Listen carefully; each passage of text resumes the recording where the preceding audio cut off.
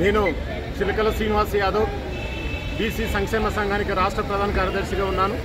Are Krishnaiah నాయకత్వంలో దాదాపుగా కొన్ని సంవత్సరాలుగా పనిచేస్తున్నాను.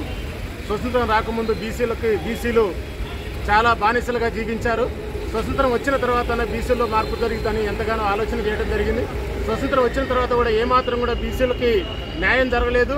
ఆర్థికంగా కానీ, సామాజికంగా కానీ, రాజకీయంగా కానీ ఏమాత్రం కూడా అవకాశాలు కల్పించడం లేదు. కేంద్ర ప్రభుత్వం చూసి చూడనట్టుగానే ఉంది.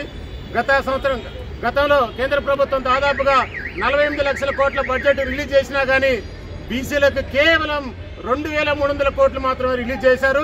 అది విదేశాలకు సాయంగా భూటాన్, నేపాల్, అదేవిధంగా మలేసియా, అదేవిధంగా ఇలాంటి దేశాలకు ఇచ్చినటువంటి సాయం దాదాపుగా 2700 కోట్ల దాకా దాదాపు ఇవ్వడం జరిగింది.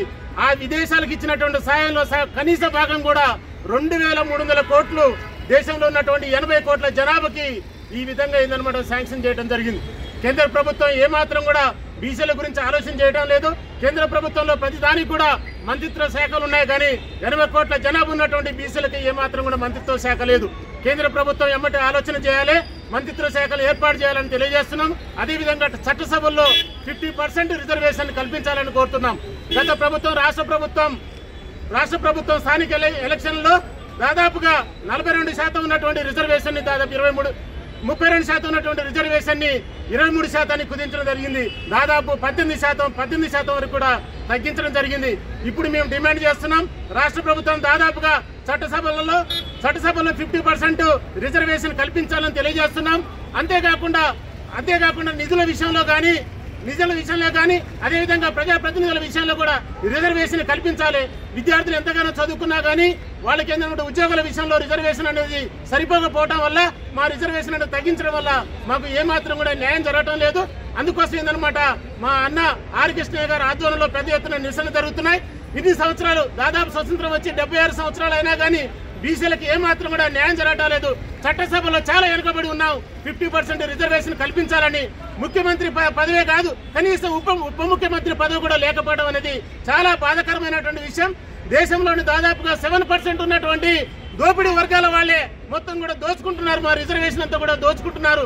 ఏ మాత్రం కూడా రిజర్వేషన్ల ప్రకారం కూడా ఏ మాత్రం కూడా ప్రజాస్వామ్యం వచ్చినా గానీ, రాజ్యాంగం రచించుకున్నా గానీ ఈ ప్రజాస్వామ్యంలో బీసీలకు ఏమాత్రం కూడా న్యాయం జరగటం లేదు. కాబట్టి దేశంలో ఉన్నటువంటి బీసీలారా, రాష్ట్రంలో ఉన్నటువంటి బీసీలారా, మనం అందరం కూడా ఏకం కావాల్సినటువంటి అవసరం ఉంది. చట్టసభలో మనం లేనట్టయితే ఎప్పుడు కూడా మనకి న్యాయం జరగదు. వడ్డించేవాడు మనోడు కానప్పుడు మనకేందనమాట న్యాయం జరగదు. వడ్డించేవాడు మనోడు అయినట్లయితే కడవరకున్నా కానీ కడుపు నిండా అన్నం పెట్టడానికి అవకాశం ఉంది. కాబట్టి చట్టసభల్లో న్యాయం జరగాలంటే మనం రాజకీయంగా ఎదగాల్సిందే. ఇప్పుడైనా సరే రాజకీయ కులగణన జరగాలి. మా అన్న ఆర్ కృష్ణయ్య గారి ఆధ్వర్యంలో కులగణన జరగాలని, అదేవిధంగా కులగణన ప్రకారంగా, జనాభా జాబితా ప్రకారంగా, కులాల జాబితా ప్రకారంగా మాకు కావాల్సినటువంటి రిజర్వేషన్ ని అందించాలని చెప్పి ఎంతగానో ఎప్పటి నుంచిగా కొట్లాడటం జరుగుతుంది. మా ఉద్యమ సూర్యుడు ఆర్ కృష్ణయ్య గారు దాదాపుగా ఆయన జీవితకాలంలో 50 సంవత్సరాల నుంచి కూడా కొట్లాడటం జరుగుతుంది. బీసీలను ముఖ్యమంత్రిగా చూడాలని, ఉప ముఖ్యమంత్రిగా చూడాలని, అదేవిధంగా చట్టసభలో రిజర్వేషన్ కల్పించాలని ఎంతగానో కొట్లాట చేయడం జరుగుతుంది.